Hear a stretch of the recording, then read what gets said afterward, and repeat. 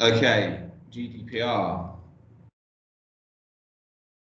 Okay, so in this session, we're going to cover off the following, or hopefully cover off the following objectives.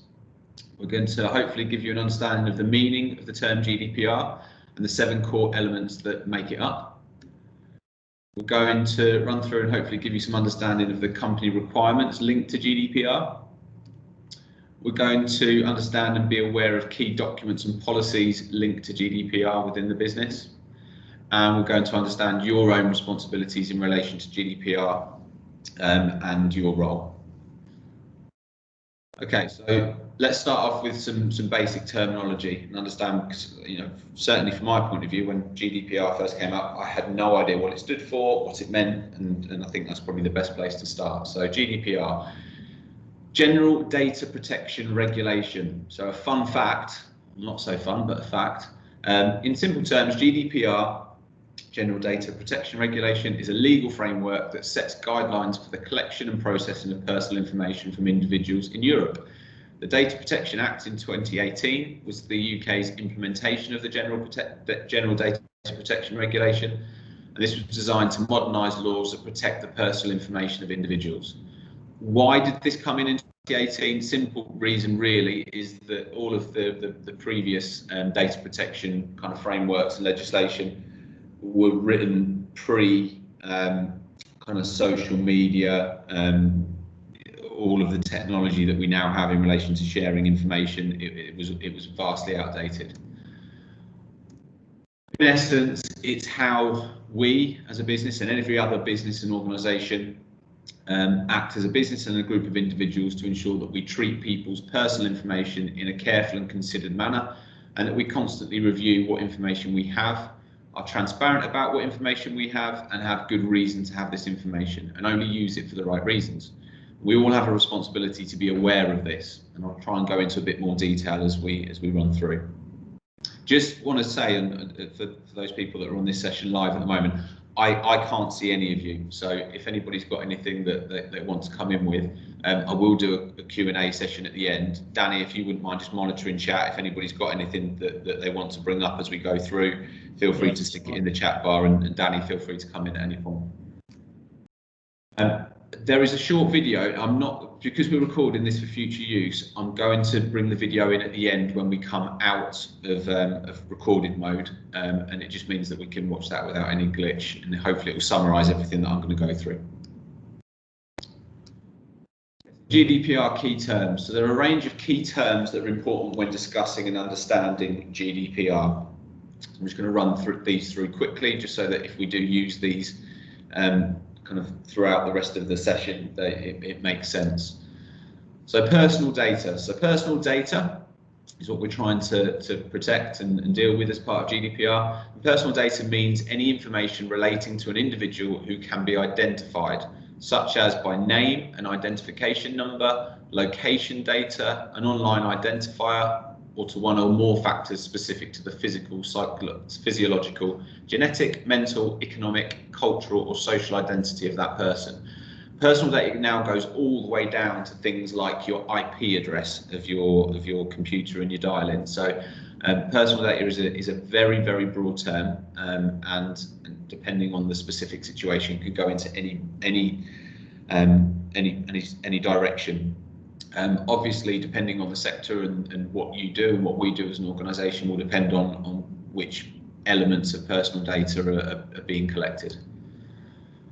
Data controller. So data controller means an individual or organisation which alone or jointly with others determines the purposes and means of the processing of personal data. SSG has a named data controller. So SSG is a data controller, and we have a named data controller, which is myself. And that just means that I kind of head up on the policies around GDPR for the organisation. But as an organisation, we are a data controller. A data processor. So a data processor means an individual or organisation which processes personal data on behalf of the data controller. You guys are all data processors. So processing. Processing means any operation or set of operations performed on personal data, such as collection, recording, organisation, structuring, storage, including archiving, adaptation or alteration, retrieval, consultation, use, disclosure by transmission, dissemination or otherwise making available, alignment or combination, restriction, erasure or destruction. What a mouthful.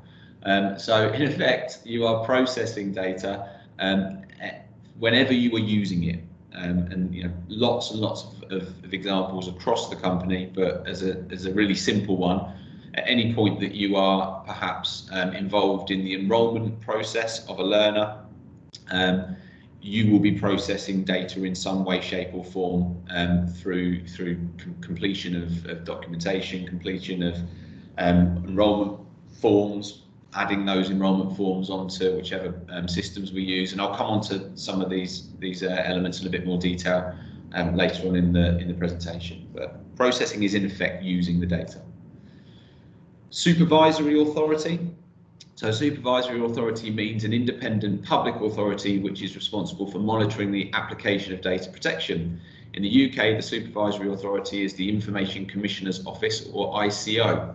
So that is the independent regulatory authority, and we are registered with the ICO. We pay an annual fee for the joy of being registered with the ICO, and it means that there is always an independent body there to support us and to support any individual who may want to query our processes. So that's an important element to be aware of.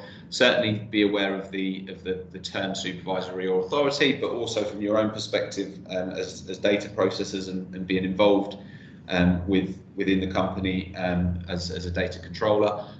Just be aware that we are regulated and we are registered with the ICO, Information Commissioner's Office.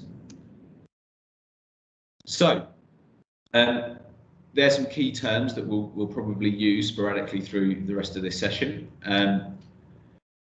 There are 7 key principles within GDPR, and if you do any research on GDPR at all, if you look into it at any element, it is made up of 7 core principles that hopefully encompass everything.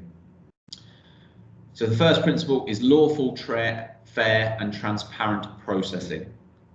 So in effect, what this principle outlines is that personal data should be processed lawfully, fairly and in a transparent manner in relation to the data subject. We will be transparent about the fact that we are collecting. We will use it for lawful purposes, so we're not going to use it to defraud people, and we're going to be fair with the way that we do that, and I'll come into a bit more detail on that as we move through. Purpose limitation. So these key principle headings are important. So you don't need to be taking notes on here. Obviously, I'll send this round, and Daniel will make it accessible to everybody. But the second key principle is purpose limitation.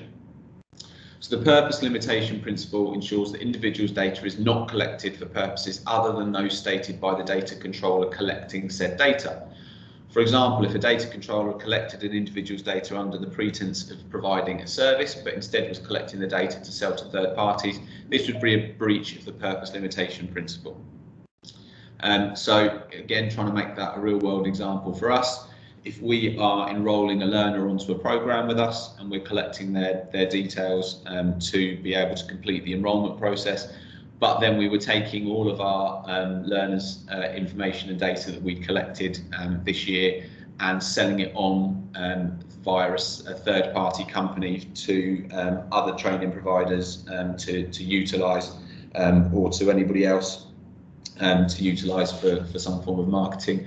That would be a breach of the purpose of our collection. So we can collect for us, but we can't then use it somewhere else.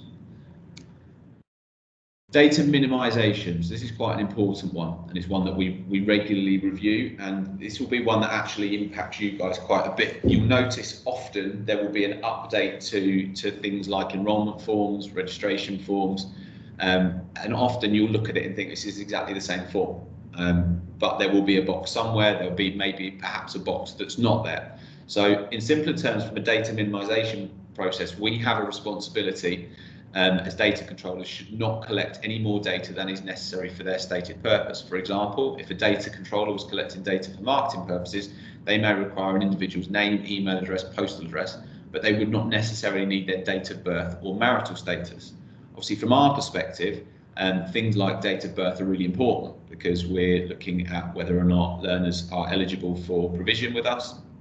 If people are watching this recorded and fall into the activity side of the business, obviously we have age restrictions and age ranges within all of our provision.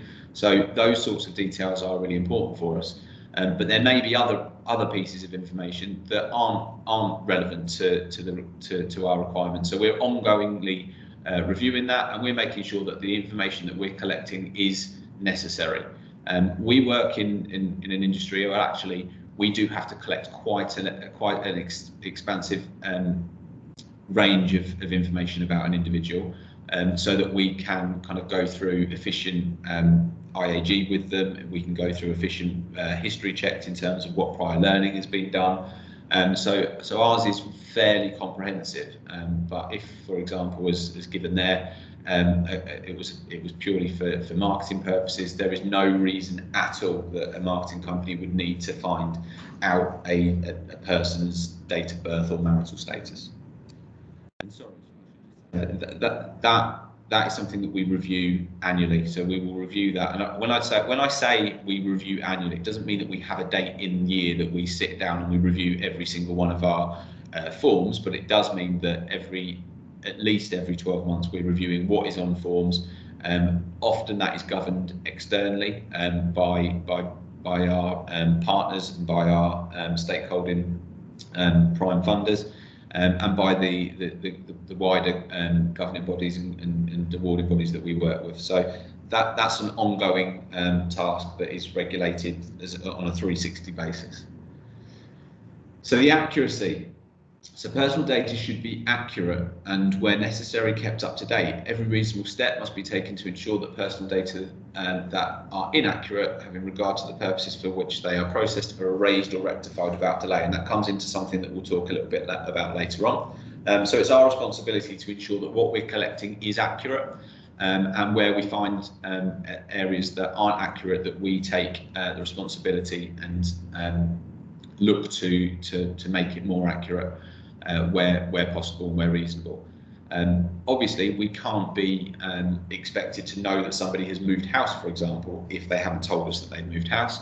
But what we will do to ensure that we keep it up to date is that we will check. So if we've got a returning customer, we do have a responsibility to check that things haven't changed for that customer. So if we've got, for example, from a training perspective, if we've got a learner that's been with us on a prior course, we do have a legal obligation as part of the GDPR requirements to check that they haven't moved on, they haven't moved to a different address, that an element of their personal data hasn't changed, which is why we do have to have separate enrolment forms completed, and we will sporadically check as we go through. Storage limitation. So the storage limitation principle is meant to prevent data controllers from holding personal data for longer than necessary, i.e. once the intended purpose for holding data has been met, the data should be deleted, destroyed or anonymised. This can be extended for legal or reasons of public interest. And a lot of what we do falls into that public interest section at the end of that statement, in that from both an Ofsted and from a funding perspective, as well as from a safeguarding perspective, we as an organisation are required to keep a lot of our data and a lot of our records about the provision that we offer on record and in archive for varying amounts of years, depending on which element of our data that we're referring to. So we do hold on to data for a number of years. I think it's up to 5 years in some areas for what we do, possibly up to 7 in others. So there's a lot of data that we do hold on to. But what we do is we make sure that the data we keep in archive. And when I talk about archive, I talk about it in 2 different areas. So a very old-fashioned type of archive in relation to the paper-based storage of documentation, we try and absolutely minimise. And we have a annual day a year, that is a day a year on the 30th of October, where archived resource is reviewed and got rid of. But then equally we keep data on some of our systems, which I'll talk about a little bit more for that period of time as well. And that's all kept securely so that it can't be breached in any way, shape or form. Confidential and secure is the 6th principle. So in simple terms, organisations must ensure that they have sufficient security measures in place to prevent any data they hold from being compromised, either accidentally or deliberately. This relates to both physical and electronic data, as I've just talked about there. I think the key element of that is either accidentally or deliberately. And this is something that, as we come on to kind of your own responsibilities within GDPR, that is something that I'll talk about in a little bit more detail. But as an organisation, we can't fall back on we didn't intentionally allow that data breach to occur, or we didn't intentionally allow that piece of information to get into the wrong hands. We have a responsibility, and that brings me nicely onto accountability and liability. So simply put, data controllers, so that's us as an organisation, need to proactively do everything they can to ensure they are compliant with the principles of GDPR. And one of those things that we are doing to proactively ensure that we are accountable and liable and doing everything that we can is doing things like this. So staff training, and we will always not only look to do this, but we will also look to review processes and ways that we process data regularly. And I'll come on to a little bit more about what we've done and what we will be doing going forward to demonstrate that as well. So they're the 7 key principles of GDPR. And as I say, that there's numerous different sites that you can go to for more information. The ICO site is probably the best one that you can go to if you'd like to kind of dig into any more of this, if you can't sleep one night. But they're the 7 key principles that are outlined within the GDPR policies as a whole. And Danny, just checking, you're looking at people coming into the lobby, because there's a few latecomers onto the session. Okay, so processes, personnel and tools that we as an organisation have in place to kind of bring those 7 policies or 7 key principles to life and to ensure that we're adhering to them.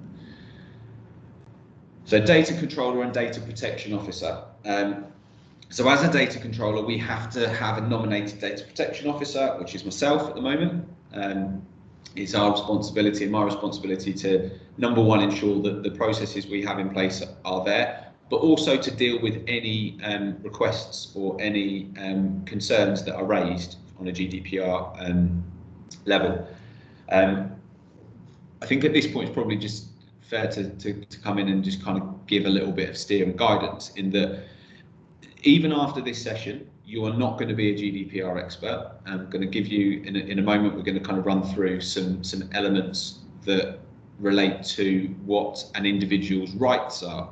And from your perspective, what you need to be clear on is that should an individual, whether that's a customer or a colleague, raise concern or raise a query in relation to GDPR, your responsibility is to take that information and to escalate that to your line manager.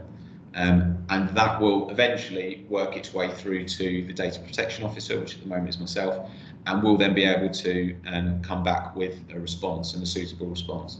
So we have that individual and that structure in place. It's important that you're aware that structure is in place. A lot of the queries that I mean, there's very few queries that do come in on GDPR from customers or from colleagues, but a lot of them will be able to be dealt with at base level. And as we go through this, you'll kind of understand a lot more and be able to deal with them at base level. But where we have something significant, it will go up the chain and eventually get to the DPO. So we have a data protection policy. Again, if you are struggling to sleep at night and you'd like to read our data protection policy in full, I'd recommend it. It's excellent reading. But that data protection policy is in effect what we use from a DPO, so data protection officer perspective. That's what we fall back on, and that data protection policy falls in line with the requirements for GDPR and the data protection regulations that were set out in 2018. And again, as with all of our policies, they're reviewed on an annual basis. And as with all policies everywhere, they're there for us to fall back on when something happens. So we're able to go back to it, we're able to look at and understand what our steps should be to respond to that. And we also use it to ensure that the processes that we have in place are in line with the policy that we have. So moving on to kind of tools and things like that. So we have done a lot of work over the last 5 or 6 years specifically to ensure that we, as far as physically possible, come away from purely having pieces of paper with individuals' information and data on it to use day in and day out. And our two kind of core pieces of software at the moment that we use within the organisation are BAMS within the activities department and PICS within the training department. These are classified as either MIS tools or CRM tools for those people that like an acronym. These tools capture all of the information that we collect as part of the enrolment process from a training perspective, for example, or the booking process for activities, and it stores them in an electronic manner. Both of the CRM tools that we use, the BAMS and PICS, are password protected and are locked down to only authorised users. And they're on a cloud-based network, and that is backed up and supported by an external organisation that we contract with to ensure that it's secure and is encrypted.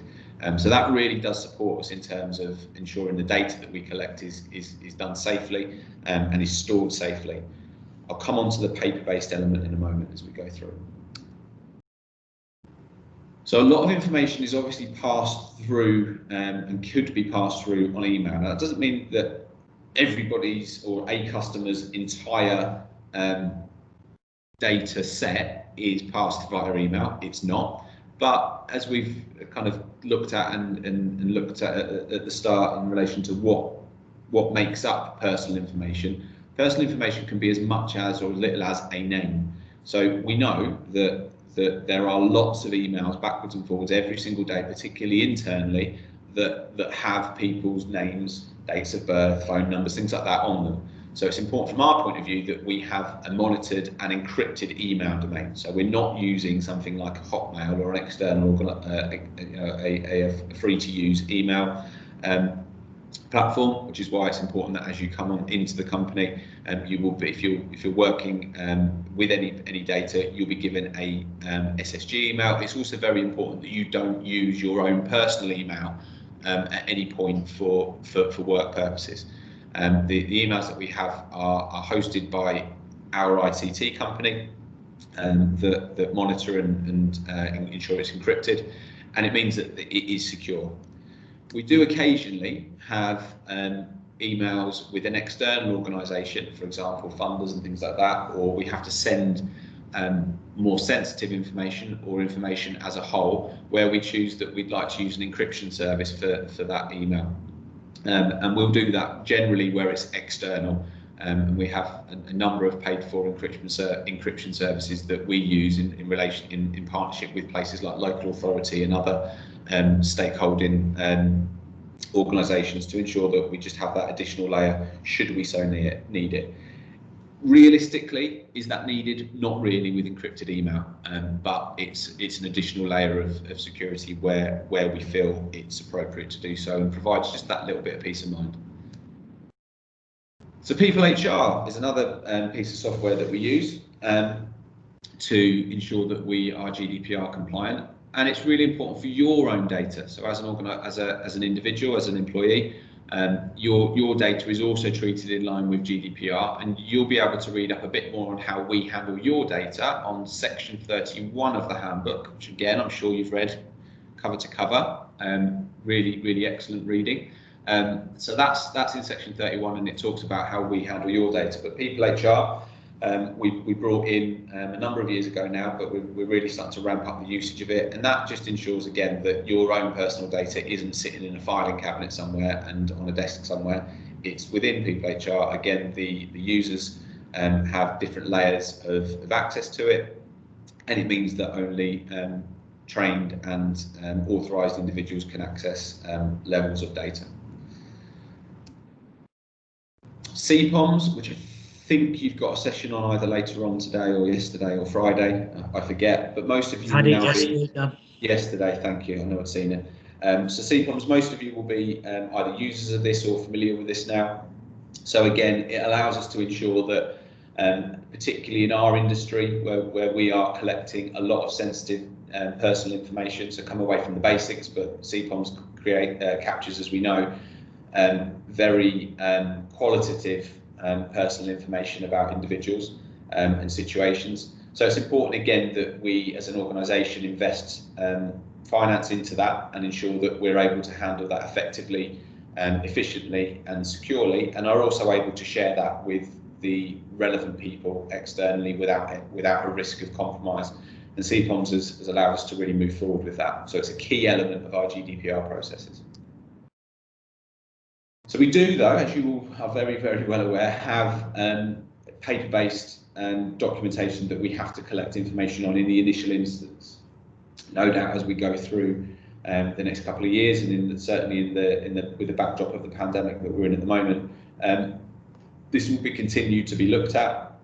And hopefully, and if any of you read my recent kind of piece within the newsletter, my kind of hope is that as we identify quicker and more efficient ways of working on from a remote perspective, as we're doing now, that actually bureaucracy is something that we need, hopefully, to be able to drive out of not only our industry but industries across the world, and that we find better ways of being able to data capture and do things. And as that begins to settle in, I think that we'll see, hopefully, an end to the kind of pages and pages and pages of documentation that we're asked to complete, and find a more efficient way of capturing, sharing and using information. But at the moment, we do have a lot of paper-based enrolment processes that we need to work through. Now, the key bit from a process perspective and a tools perspective that we put in place is that we have set booking and enrolment forms. So what we're not asking for you to do is go and collect personal information on a bit of paper, come back and feed that into the MIS team. We give you the forms that we're asking you to collect, so that we know that you are only asking for the pieces of information that we absolutely need, and that we're not being loose with what we're asking for. So again, although there is always frustration in terms of the amount of information that we're being asked for, we are being concise with it. We're only asking for what we absolutely need to be able to process this person through the countless different external loopholes that we have to move somebody onto a program or onto a course with us. And then, as I've talked about, we have archiving processes in place to store information, and both in person and on a cyber front.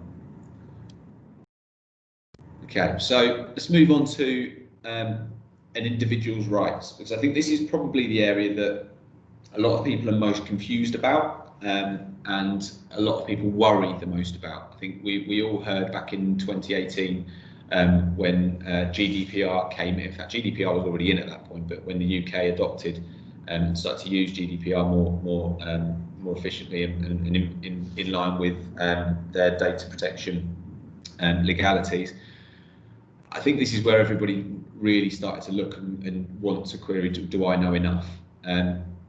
So, an individual's rights relating to their personal information can be categorised into the following 8 criteria. I apologise because this formatting is slightly out in here, so you can see more than one at a time on here. So the first one is the right to be informed, and this means an individual has the right to be informed. In effect, they've got the right to ask, tell me what information you have and are processing of mine. I'd like to know about that. An individual has the right to access, so let me see what information you have about me. An individual has the right to rectification, a word that I struggle with. Something isn't right on the data that you hold about me and it needs to be changed, so an individual has that right. An individual has the right to erasure, so forget about me and delete the information you have. I'm going to caveat all of this in a minute, so please don't panic.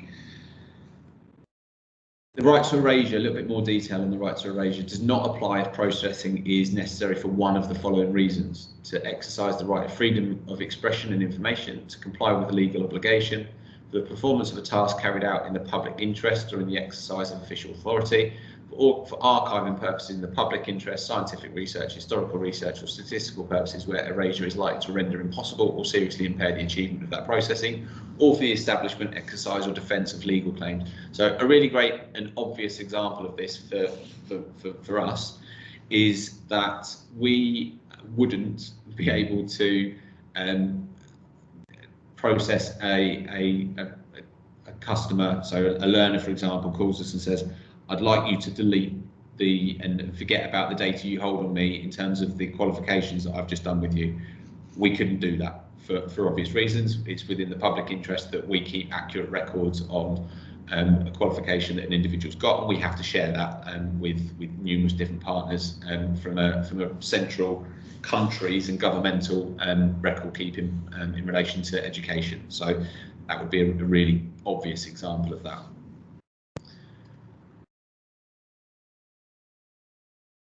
So the right to restrict processing. So there's a couple of these that are very, very much kind of lap over. So an individual has the right to restrict processing. So stop using my data from this point on. Stop processing my data.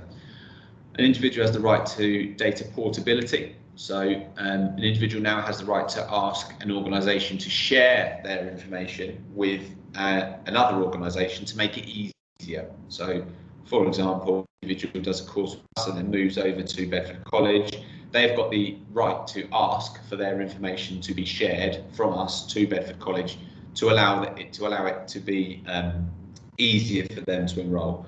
A more kind of real world or wider world example of this is you're having your electricity supplied by I don't know, Eastern Electricity, and you move across to Bulb, and you want your information to move instantly across to them rather than you having to provide it all again. You're able to request that data portability.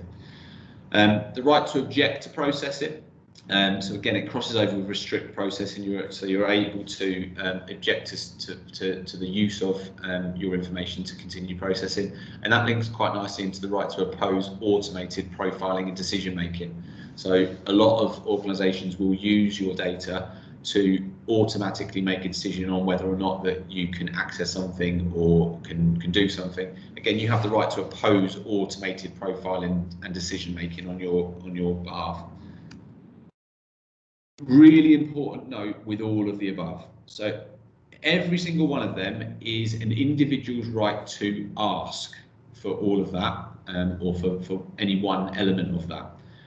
None of it is a instant right for that to be approved. So none of the above are instantly actioned. In each case where an individual requests one of the above, is classed as typically, this is not me making this element up, it's classed as a SAR, not the type of SAR that you had in your training session yesterday morning with Danny, but a subject access request. So if any individual asks for any one of the above 8 things, it is classed as a subject access request. So let's use an example.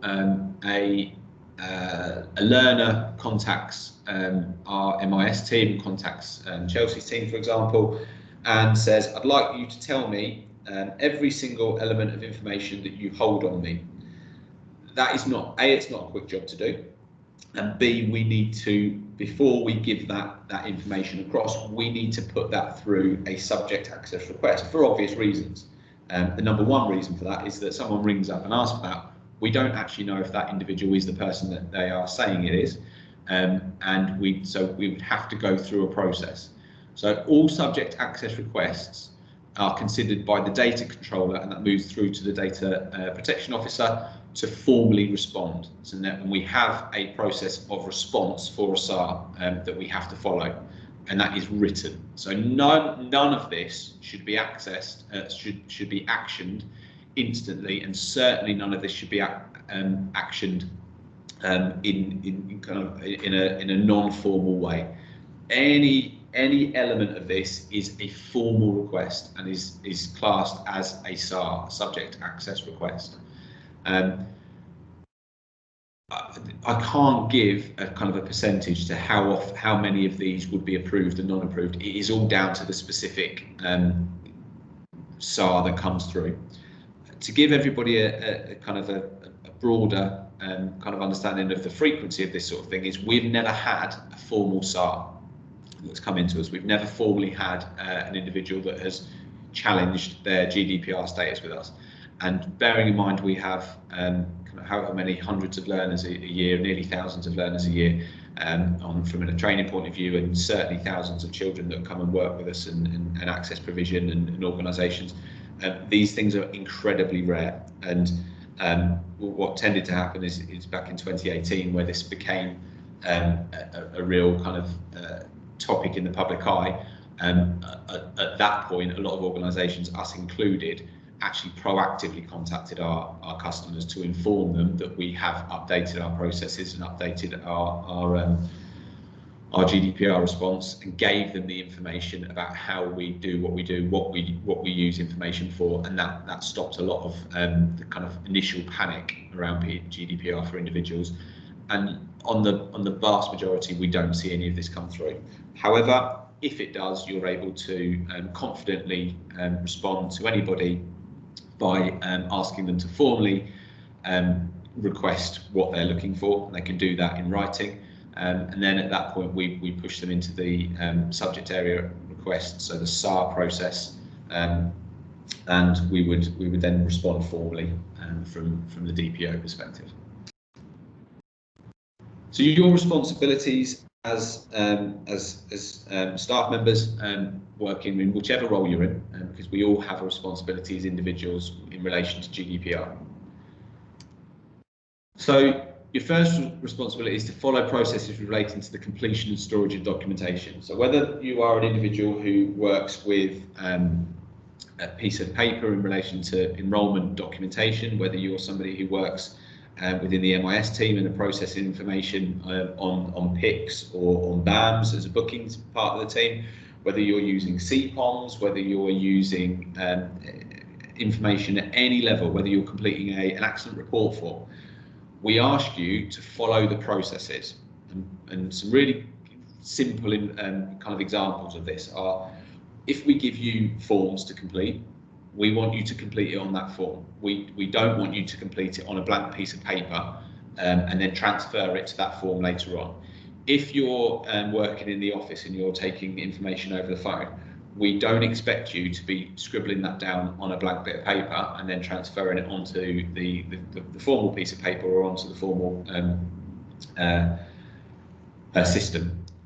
We ask you to follow the processes that are there, and the processes can sometimes be laborious, but they're there for a reason and keep us in line with GDPR. Because there's always an if, so if your circumstances require it and common sense requires it. So a really simple example of this is, go back to the call handling or the accident report form being completed.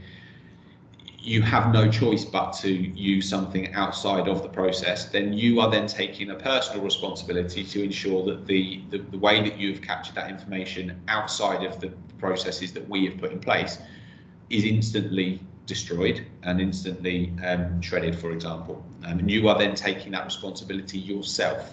So the moment that you step outside of the processes, the formal processes that we have in place and the formal documentation that we have in place, you are then taking that responsibility as an individual.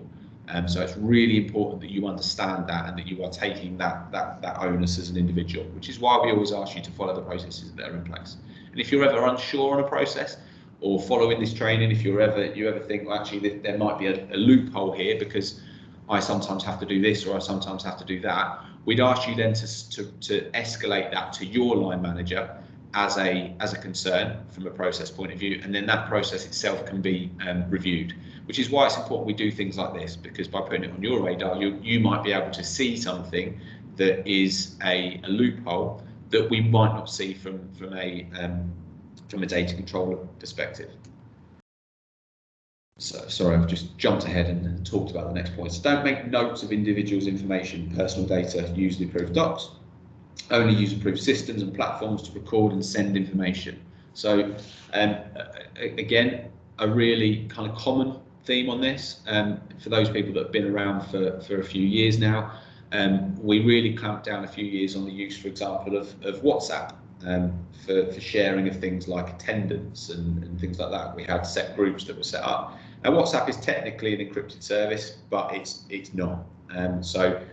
Very important that we don't use non-approved processes, non-approved platforms to share information on. So anything that has personal information, we wouldn't send through that sort of platform. We can talk a little bit more about WhatsApp at the end. So only request information as set out on relevant booking processes and forms. So again,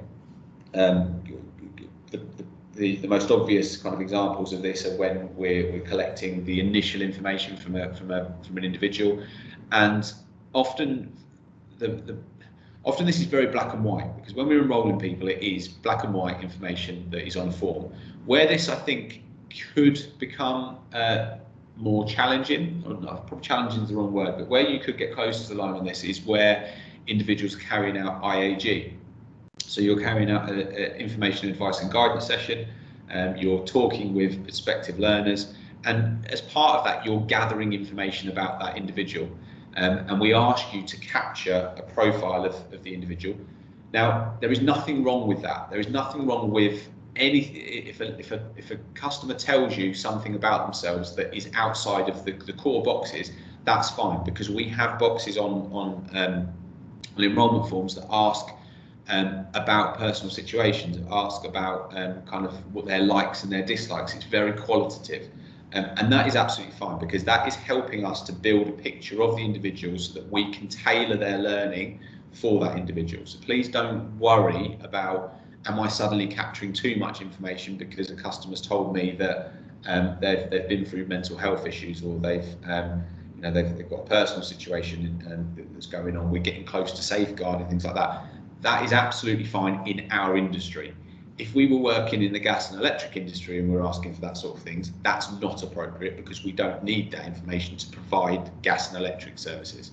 Hopefully that makes sense and gives some clarity over why we're able to do what we do and where we do it.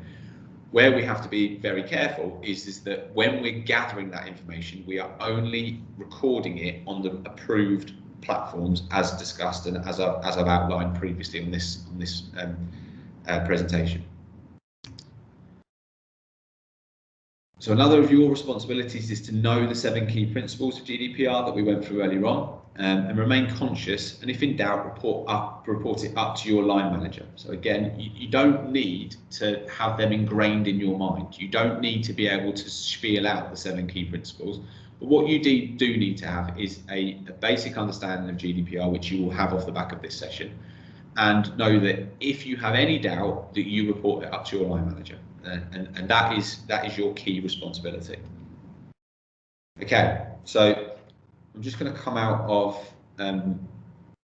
the PowerPoint, and we'll move on to kind of any questions that we have. We'll keep the recording on for the purpose of the Q&A session, in case anybody does have any questions, and then after the Q&A, we'll kind of we'll hang that up, and I'll show you the brief video just to recap. It pretty much says what I've just gone through. So Dan, yes. Sorry, just had a question come in from Mike here. Yeah. As GDPR is part of the EU law, what will the transition look like to UK law?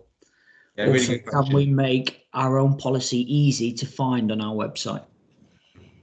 Yeah, so really, two really good points. So the first point is in relation to the EU and Brexit and leaving from that perspective. So GDPR has been European law for a long time. GDPR was adopted into UK law in 2018 as part of our data protection laws. So it has been adopted.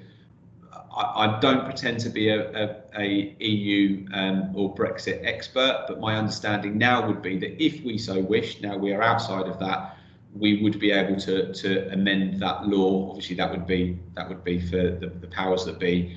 Whether or not there's something in the transition deal around how long we have to remain in there is, like all of the niche detail that comes with within the Brexit negotiations. It will be somewhere in the 3,000-page document, and it will probably be something that we're tied into for a good period of time. And as I show you the video in a moment, you'll see that actually the laws around GDPR, because they're from Europe, they actually apply in lots of different countries, kind of even America. They have to abide by it if they want to kind of trade in and out with the EU. So hopefully that kind of broadly answers. In relation to the website, sorry, I should have said. So in relation to the website, it is on there. So we have all of our policies on there. I will send out the link to where you can find it on there. And it's not just this policy. So all of our policies are on there and able to be accessed. So I'll send the link out off the back of this meeting so that everybody can find it.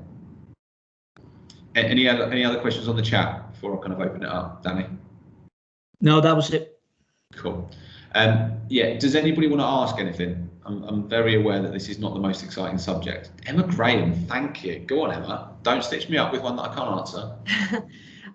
So like you spoke about sharing qualifications and learning with schools. Where do we stand with, like, if we potentially needed further information about a student, do we have to get the student's permission? Does age factors come into it?